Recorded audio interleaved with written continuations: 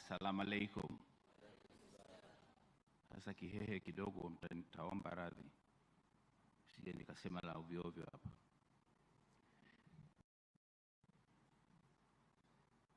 Naomba nianze na viongozi wangu wa kiroho hapa. Nimefarijika sana, wametusimamia vizuri kwenye ibada, na mambo mengine haya ni ushahidi tu wa aina ya mtu ambaye tulikuwa naye.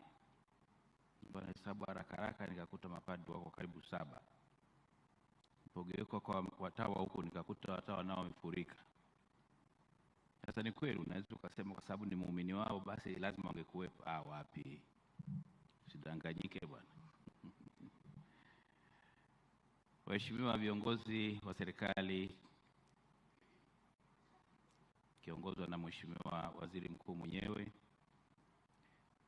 lakini kipekee ni chama chetu cha Mapinduzi. Muona mzee Wasira yupo pale, kwa niaba ya wengine wote ambao tupo.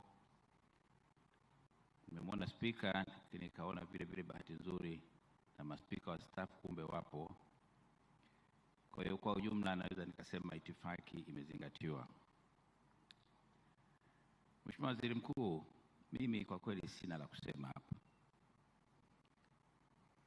Nilikuwa nanong'ona na ndugu yangu pale, akasema huyu jamaa nataka wote tuseme kweli, tutakesha. Lakini nirudie mambo mawili matatu. Moja la kwangu tu na huyu bwana marehemu.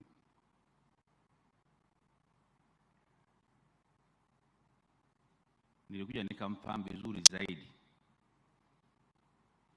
nikiwa na nafasi zangu za naibu waziri, waziri mkuu, kwa karibu sana. Lakini hata baada ya kustaafu 2015, bahati nzuri nikapata nafasi ya kuwa mlezi kichama wa wilaya hii ya Iringa.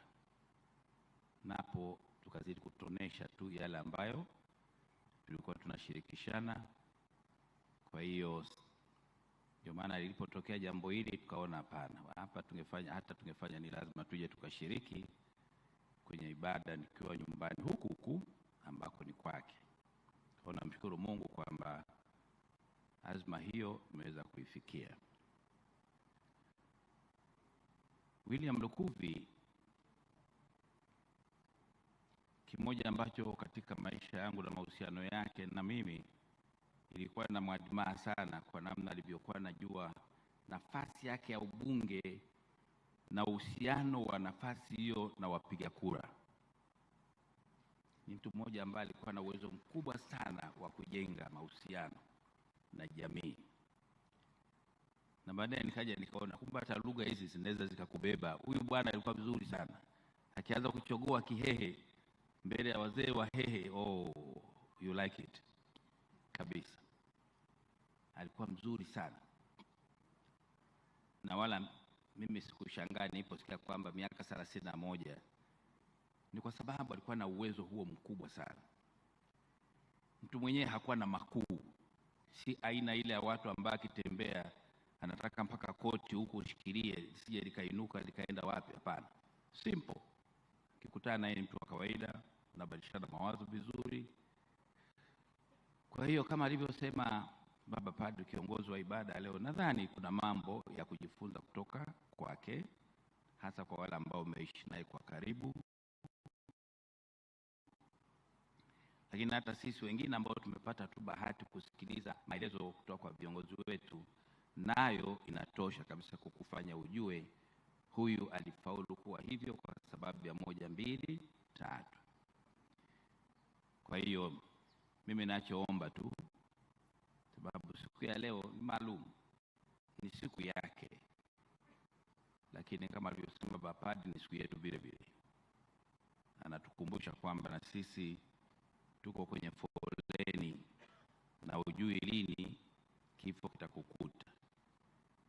Kwa hiyo kwa wale waumini wenzangu, lakini hata waumini wa madhehebu ya dini nyingine, nadhani hili la kukaa kila wakati unajiuliza hilo swali, na kwenda peponi na kwenda motoni, na kama unataka kwenda peponi, basi unahitaji maandalizi ya kutosha kiroho. Kwa hiyo wale ambao mtaliweza hilo, basi tuende nalo. Lakini langu la mwisho kwa hadhara hii,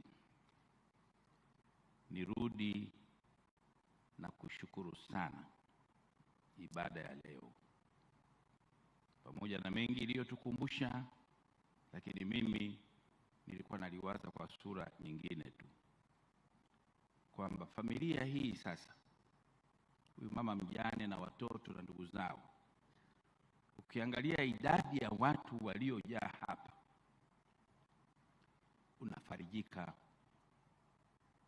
Kwa hiyo mimi naamini mama mjane na familia pale watakuwa na nguvu kubwa nyingine ya kuwafanya waweze kubeba msiba huu vizuri, kwa sababu mmewaaminisha kwamba aliyeondoka alikuwa pia ni wetu sisi. Kwa hiyo tutajaribu kuona kile linalowezekana kushirikiana.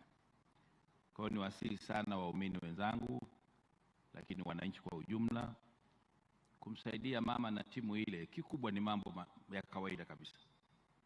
Pata nafasi ka kumletea visalamu, kuja kumsalimu, hata simu tu, mama unaendeleaje, mimi naendelea vizuri, ni mambo muhimu kabisa katika maisha ya mtu ambaye umebaki, umeondokewa na mwenza wako. Kwa hiyo naamini tukichanganya mambo yote haya pamoja, nadhani tutakuwa tumewasaidia vizuri sana. Mimi baada ya kusema haya, nirejee kuwashukuru viongozi wangu wa kiroho, lakini washukuruni sana wote kwa ujumla kwa kuitikia vizuri sana katika tukio hili kubwa.